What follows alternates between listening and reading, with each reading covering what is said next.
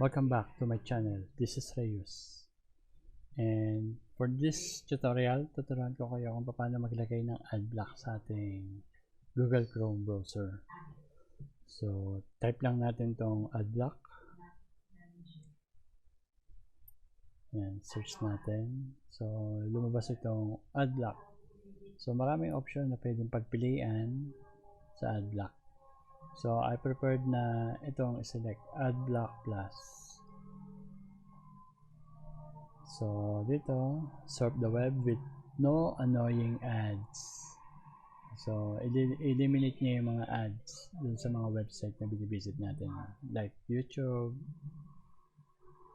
So, ito yung details ng ating Adblock Plus. Meron siyang 10 million plus users. So, marami gumagamit. And meron tayong 170,000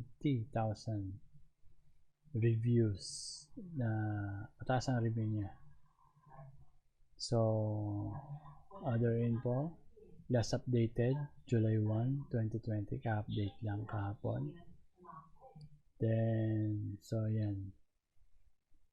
So, to install this, add mo lang to, click here, add to Chrome, then add extension,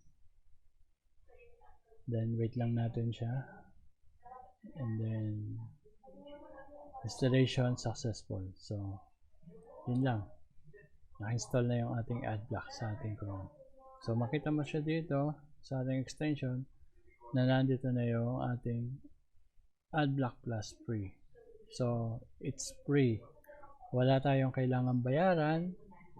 So that's all guys, ganun lang kasimple. Salamat.